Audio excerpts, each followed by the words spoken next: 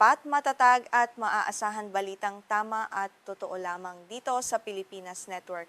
Magandang araw sa ating mga kababayan sa Pilipinas at sa buong mundo.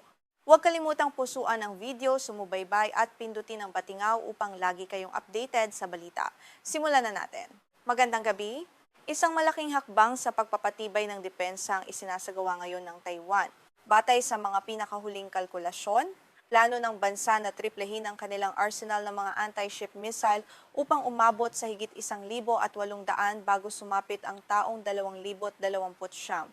Layunin nitong tapatan ang lumalaking banta ng blockade o direktang pagsalakay mula sa China na patuloy na nagpapalakas ng puwersa sa rehiyon. Ang malawak na arsenal na ito, na maaaring i-deploy mula sa mga eroplano, barkong pandigma at mga ground launcher, ay bahagi ng asymmetric warfare strategy ng Taiwan.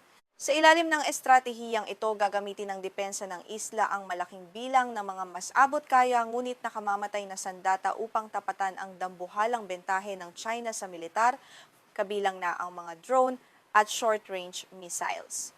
Ayon sa mga kasalukuyan at dating opisyal ng militar ng Taiwan, layo nilang bumuo ng isang matatag na puwersang kayang makaligtas sa unang wave ng pambobomba ng China.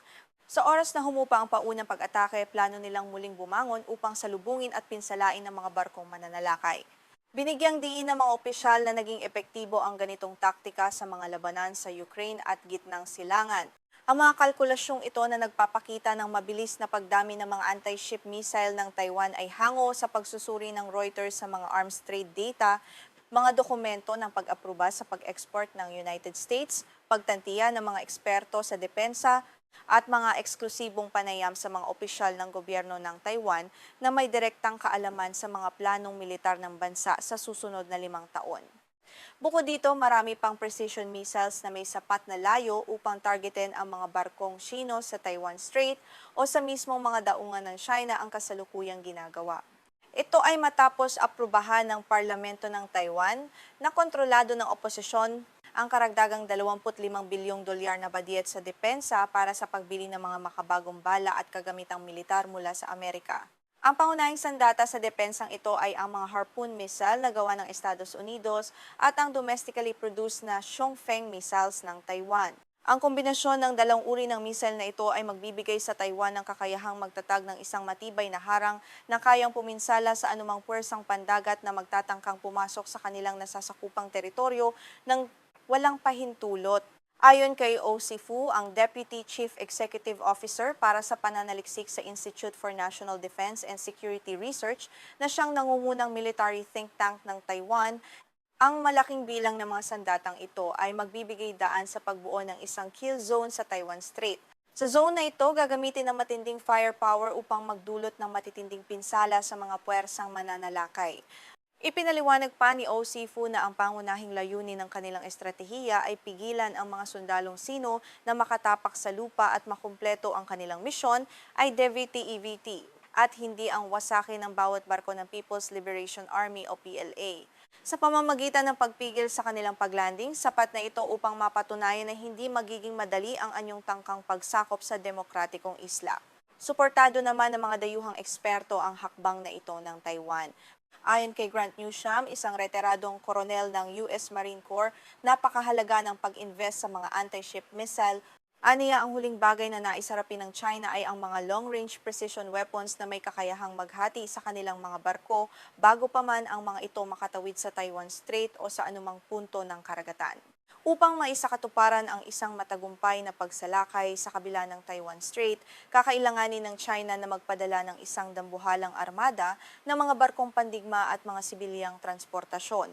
Bagamat ang China ang nagtataglay ng pinakamalaking hukbong dagat sa buong mundo at may malawak na merchant fleet, ang pagtawid sa kipot sa ilalim ng banta ng mga missile ay isang napakalaking hamon. Sa isang opisyal na pahayag, kinumpirma ng Ministry of National Defense ng Taiwan na ang mga anti-ship missile ay may kakayahang magtatag ng malakas na puwersang pang-atake sa dagat at magpapahina sa kakayahan sa pakikipaglaban ng kaaway. Gayunpaman, tumanggi ang ministeryo na magbigay ng mga partikular na detalye ukol sa lokasyon ng deployment ng mga ito dahil sa mga kadahilan ng pangseguridad.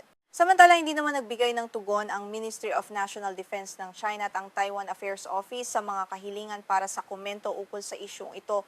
Maging ang Pentagon at ang White House sa Estados Unidos ay umiwas din na magbigay ng pahayag hinggil sa mga partikular na kakayahan ng Taiwan, iskedyul ng paghahatid ng armas o mga susunod na tulong pang-seguridad na ibibigay ng Washington. Bilang bahagi ng patuloy na pagpapalakas ng depensa, kasalukuyang hinihintay ng Taiwan ang pag-aproba ng administrasyon ni US President Donald Trump para sa isang malaking arms sale package na nagkakahalaga ng hanggang $14 bilyong. Una nang inihayag ni Trump na magpapasya siya rito matapos ang kanyang pakikipag-usap kay Chinese President Xi Jinping na nagbabala ukol sa tensyon sa rehiyon. Matatandaang itinuturing ng Beijing ang Taiwan bilang bahagi ng kanilang teritoryo at hindi kailanman isinuko ang posibilidad ng paggamit ng dahas upang makuha ang kontrol sa isla. Sa kabilang banda, mariing tinatanggihan ng Taiwan ang mga claim ng Beijing sa soberanya at naninindigan na tanging ang mamamayan lamang ng isla ang may karapatang magpasya para sa kanilang sariling kinabukasan at kalayaan. Ipinapakita ng mga eksperto ang tagumpay ng Ukraine sa pag-atake sa mga barkong pandigma ng Russia sa Black Sea gamit ang mga missile at drone bilang patunay na epektibo ang estratehiyang ito. Gayon din ang kakayahan ng Iran na maghasik ng banta sa Strait of Hormuz sa kabila ng mga pag-atake ng Amerika, na nagpapatunay na ang mas maliit na puwersa ay may kakayahan pa ring lumaban sa mas malakas na kaaway. Gayunpaman, may mga hamon pa ring kinakaharap ang Taiwan. Ayon kay Euster Yu, isang retiradong opisyal ng hukbong dagat ng Taiwan, marami sa mga anti-ship missile ng bansa ay nakalagay pa rin sa mga barkong pandigma at mga permanenteng pasilidad sa lupa. Dahil dito, madali silang matutukoy at mapupunterihan ng paunang pag-atake ng China dahil alam na ng militar ng Beijing kung saan eksaktong nakalagay ang mga ito.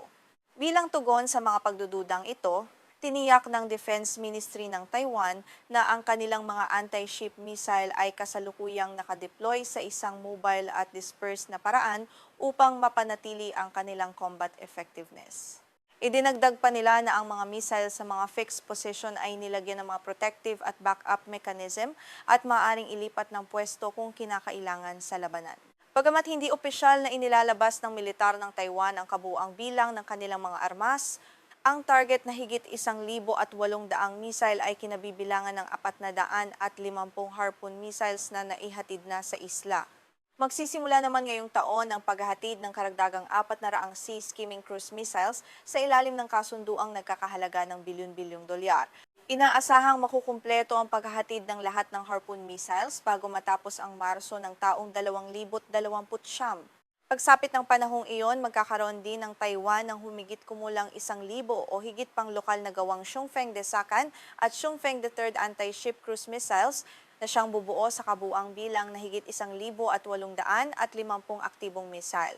Upang mas mapag-isa at mapangasiwaan ang malaking puwersang ito, itatatag ng militar ng Taiwan ang bagong Littoral Combat Command sa Hulyo 1. Pagsasamahin nito ang mga coastal radar, anti-ship missiles at mga drone upang masiguro ang kahandaan ng bansa sa isang matagalang labanan. Mananatili kaming nakatutok sa mga susunod na ulat dito sa World News. Ako si Juan de la Cruz, magandang gabi.